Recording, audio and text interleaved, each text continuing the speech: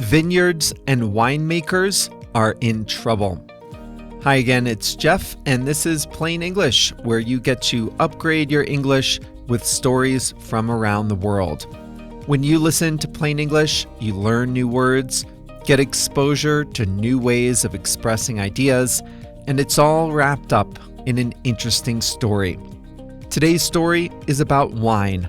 Specifically, winemakers are in trouble. Today's story is about the big challenges in an industry that's thousands of years old. This is episode number 829 of Plain English. The full story is at plainenglish.com/829. Before we start today's story, I'd just like to remind you that the podcast is just one part of how we can help you upgrade your English skills. At plainenglish.com, you can make faster progress with active learning strategies. You can take quizzes, do activities, listen to the fast version of the audio, watch video workshops, practice what you learn, and even join a live call with JR and me. It's all about helping you build your skills to become a better, more confident English speaker. Sound good? Go to plainenglish.com to start your free 14-day trial today. Now, let's jump into today's story.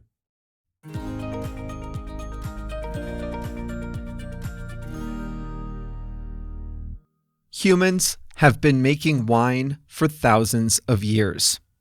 Around the year 6000 BC, farmers in the Caucasus discovered that grapes left to ferment would produce an intoxicating and enjoyable beverage. In the Bible, wine features in everyday life. In ancient Rome, wine was an important part of the economy. Roman writers like Pliny the Elder tell of public anger whenever there were wine shortages. Today, wine is a global industry. It's produced in more than 70 countries, traded across borders, and woven into pop culture. You can get it in a bottle, in a can, or, if you're not picky, in a box. It's so much a part of the culture and cuisine that we rarely stop to think about wine's place in the world. But maybe we should. Winemakers from California to France to Spain are facing some of the hardest years in generations. Around the world, vineyards are closing, wine is going unsold, and farmers are pulling vines out of the ground. There are several factors shaking up the global wine industry, but none is more popular than the recent changes in consumer tastes and preferences. People are simply drinking less alcohol, and less wine specifically, than at any time in recent memory. In the United States, the share of adults who say they drink alcohol has fallen to its lowest level in almost 90 years. France is a champion wine-making country and a champion wine-drinking country, but the teetotaling trend is just as stark there. In 1980, half the population said they drank wine every day. Today, just 1 in 10 people can say the same. About a quarter of young adults in France don't ever drink. That's not all. The young people who do drink alcohol are not reaching for wine. Gen Z sees wine as complicated, formal, stuffy, exclusive, and, the worst insult of all, something for older people. Where once younger people aspired to learn about wine, now they're turning to craft cocktails and cannabis-infused drinks. In some places, sales of cheaper wines are declining the most. Younger consumers say they would rather drink wine less frequently, but splurge on a higher quality bottle when they do choose to indulge.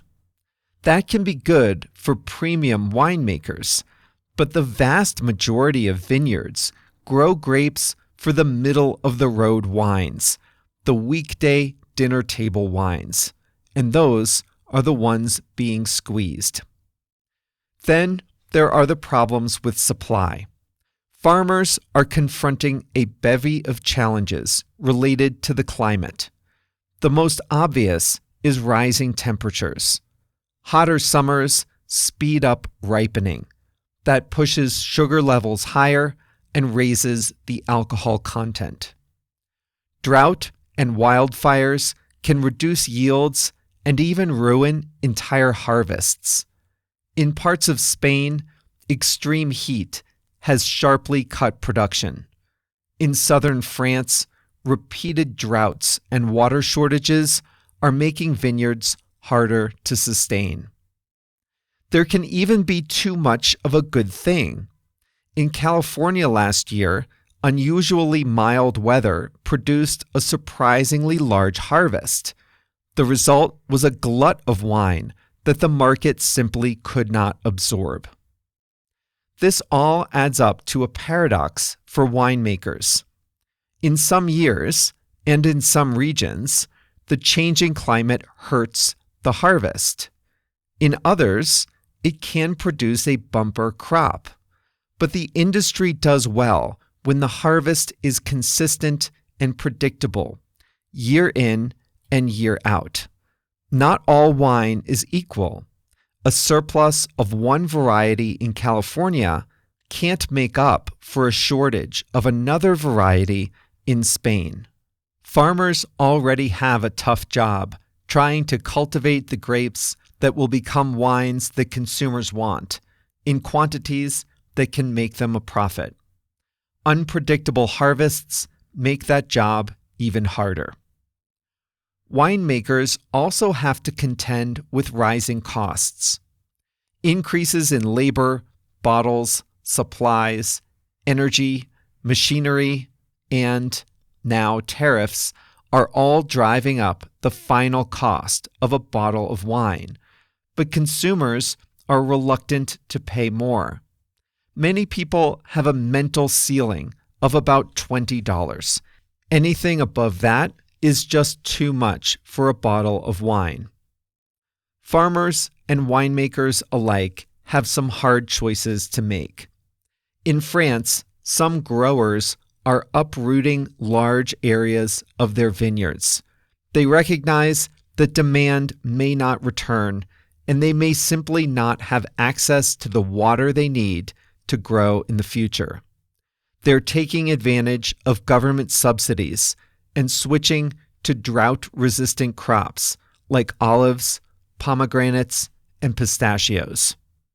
Across Europe, producers are planting at higher elevations and experimenting with cooler sites. The president of a leading winemaker in Spain says his company may have to relocate to cooler territory in 20 or 30 years. Others are turning to tourism. They're adding tastings, lawn games, music, tours, and destination weddings. They'll still produce wine, just less of it, and hopefully make more money on the experience, not just the agriculture.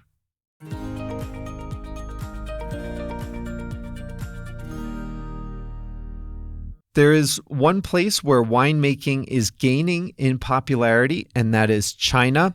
China has not traditionally been considered a big wine-making or wine-drinking country, but Chinese wines are starting to win awards at international competitions. The most popular winemaking region in China is at the same latitude as Napa Valley in California, and there's plentiful sunshine and good soil for grapes. I read one article that said China has the variety of climates, elevations, and soil conditions to make almost any variety of wine. I don't think I've ever seen a Chinese wine in a store before. But what do I know? A few years ago, I had never seen a Chinese car on the streets, and now they're everywhere. That's all for us at Plain English on Monday, January 12th, 2026. Hope your year is off to a great start. This was episode number 829. JR has posted the full story at plainenglish.com/829, where the fun continues. We'll be back on Thursday with a new episode. See you then.